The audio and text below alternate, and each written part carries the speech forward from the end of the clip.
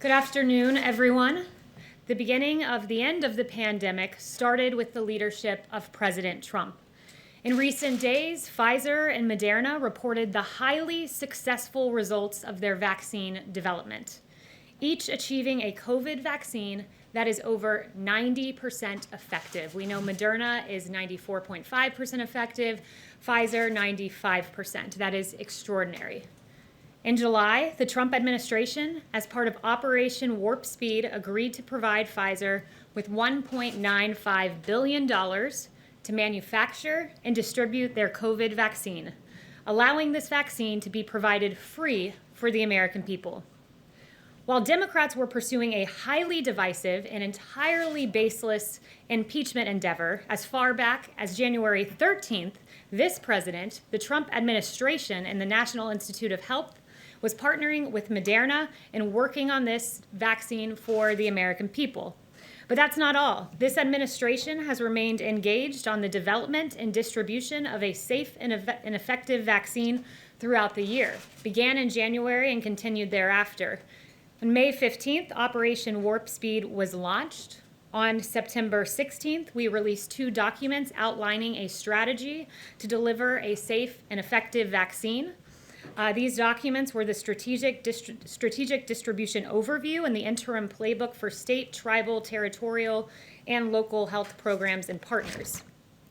On September 23rd, we provided $200 million to jurisdictions to support plans for eventual distribution. On October 14th, we provided $31 million to Sitvia for vaccine-related consumable products. On October 16th, we made agreements with CVS and Walgreens to administer vaccines to residents of long-term care facilities.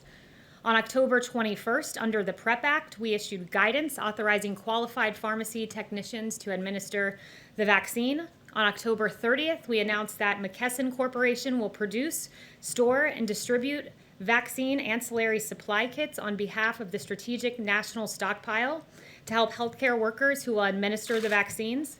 And on November 12th, we announced the partnership with large chain pharmacies and independent regional ones to deliver safe and effective vaccines. The unprecedented response to this pandemic has already saved many American lives. And as you can see, this timeline was ongoing. This was a long process and one that we are very proud of.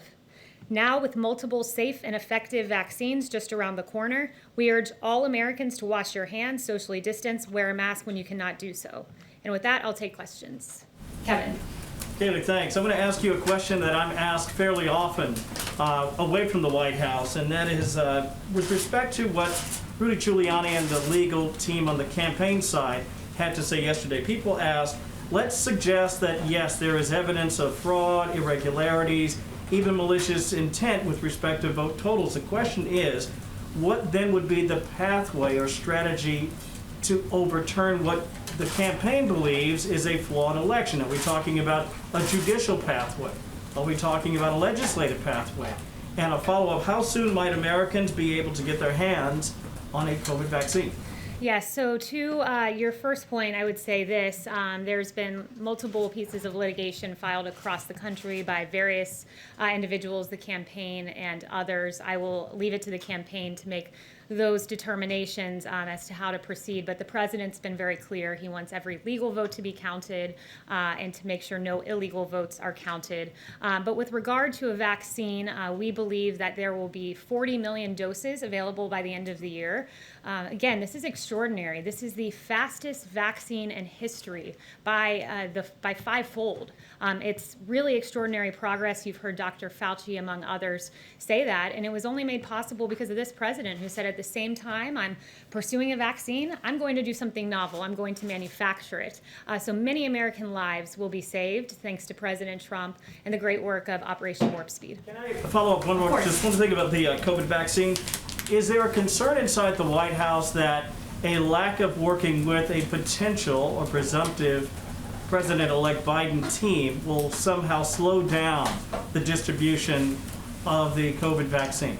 Yeah, I'm glad you asked that question. It's an important one, and not in the slightest, because in fact, I did hear the former vice president say yesterday he was concerned about not being able to distribute a vaccine. He shouldn't be. Maybe he hasn't seen, but we have publicly available that plan that I mentioned in my opening. It's the COVID-19 vaccination program, the interim playbook for jurisdiction operations. This is publicly available if the former vice president would like to read through it. Beyond that, I would say that we've already, going back months, partnered with the 64 jurisdictions in this country to make sure that they each had individualized distribution plans. Those have been assessed. Those have been made certain that they're good and operational. So this work has been ongoing. There's a distribution plan in place, which is why you heard General Perna say yesterday that within 24 hours of getting that EUA, the emergency use authorization, we will be able to distribute this all across the country. When are you going to admit you lost? Yes, Kevin? Yeah. Sorry, Mario. Okay. Thanks, Kayleigh. What is the president planning to discuss this afternoon with the two Michigan lawmakers? And will he ask them to have the state legislature appoint electors who will support his reelection? What's the nature of that meeting? So he will be meeting later on. This is not an advocacy meeting. There will be no one from the campaign there. He routinely meets with lawmakers from all across the country.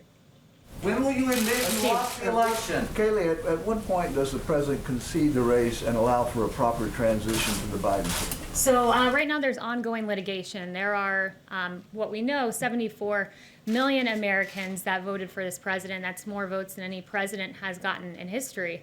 It's really extraordinary, and there are very real claims out there that the campaign is pursuing. 234 pages of affidavits publicly available in one county alone. That's Wayne County, and 2 individuals on the canvassing board there that have declined to certify. So these are real claims. These individuals deserve to be heard. This was a system that had never been tried in American history, mass mail-out voting. It's one that we have identified as being particularly prone to fraud, so those claims deserve to be pursued. Has anyone from the White House spoken with GSA, with the director of GSA, about the timing of ascertaining who the next president will be, and has any pressure been applied to her? Absolutely not. GSA will make the determination of ascertainment at the right moment. Right now, there's a constitutional process that's being played out. There are questions being asked in court, but the GSA will determine when ascertainment is reached. Can I just ask one other question, which is Senator Lamar Alexander today has put out a statement encouraging the Trump administration, in the absence of ascertainment, to begin allowing the Biden team full access to everything they need for a transition, access to agencies, access to real-time data. What's the harm in doing that? So there's a Presidential Transition Act that determines exactly what an administration needs to do in advance of an election, and we have done everything statutorily required, and we will continue to do that. It's after the election now. Thank you. I have a question first, a follow-up on the transition. Has the president or anyone in the administration instructed officials not to engage or have conversations with members of the Biden transition team? No, I've certainly never been instructed that. I've never heard of an instruction to that end. Okay, and my second question is about COVID, because yesterday, a lot of what we heard from the doctors, they've been saying since the end of March. Back then, the projections were that 100,000 Americans would die. Now, as you know, we've surpassed that by 2.5 times. Did the administration fail to communicate how serious this threat was to the American people? Or how else do you explain what went wrong? Look, I would say the initial projection that our doctors gave us was 2 million people that would lose their lives.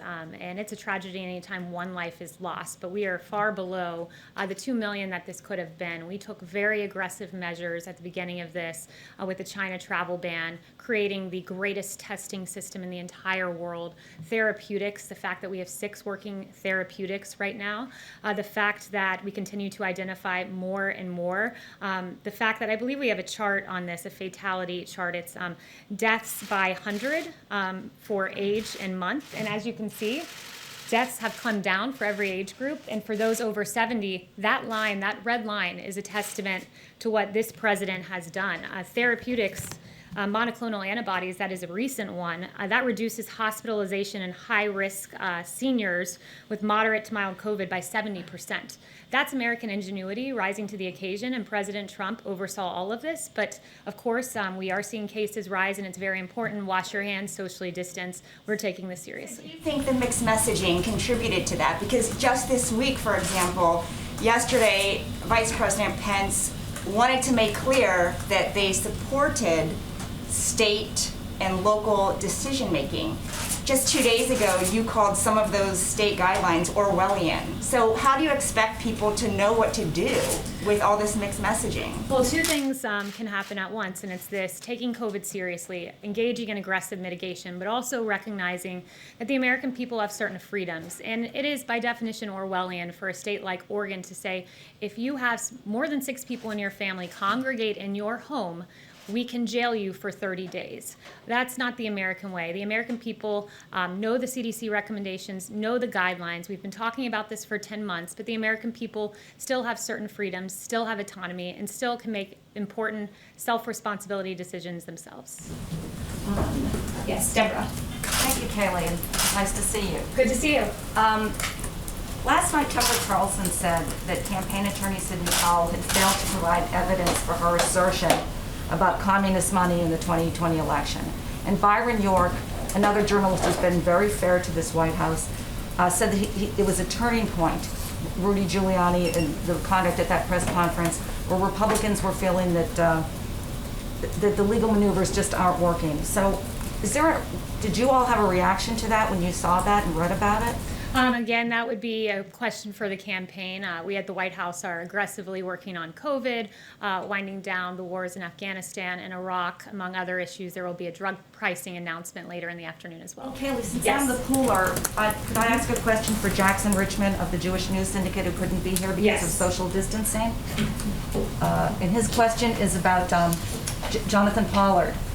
His parole conditions are set to expire tomorrow. Is the president willing to commute his parole conditions or pardon him if the DOJ extends Pollard's parole?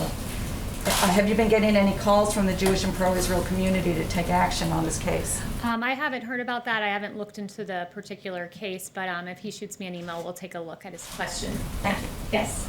So back to the topic of concession, like we said earlier, is there something that the president needs to see before making that call? Is it the end of these lawsuits, whenever they do wrap up, all of them, states certifying results or different counties, or December 14th when the Electoral College casts its ballots?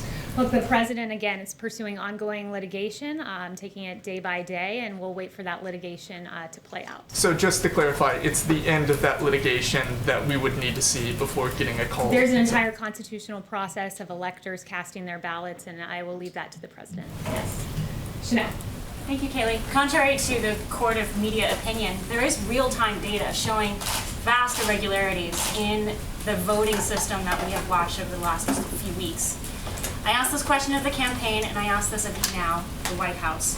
Where is our FBI in this entire scheme? Are they looking at any of the evidence that this White House or the campaign have presented in terms of real-time data evidence of voter irregularity?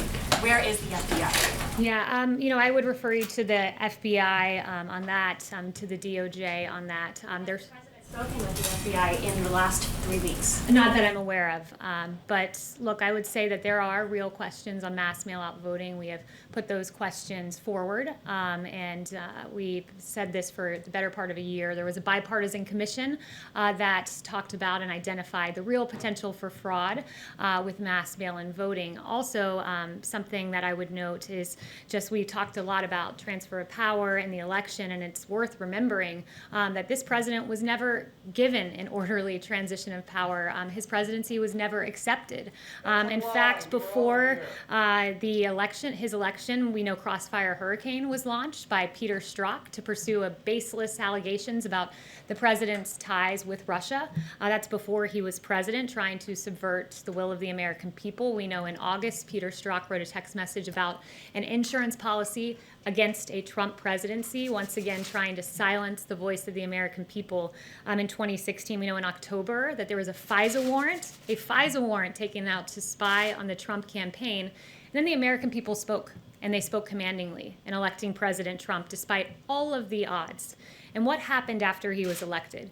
You had 70 lawmakers say we're not coming to his inauguration, Democratic lawmakers. You had Elizabeth Warren saying we're going to attempt to obstruct the Trump transition by urging the Government Accountability Office to investigate the incoming Trump transition.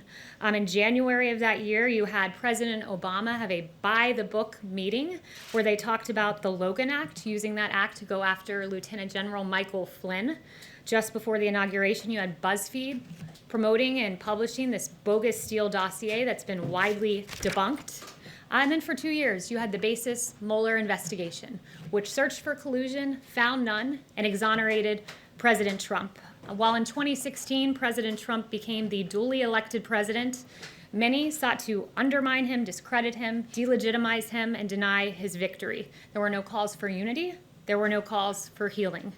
So while every legal vote is counted, let us not forget the inexcusable transition, or lack thereof, that President Trump had to endure in 2016 and 4 years into his presidency. Thank you, everyone, for the very good and substantive questions today.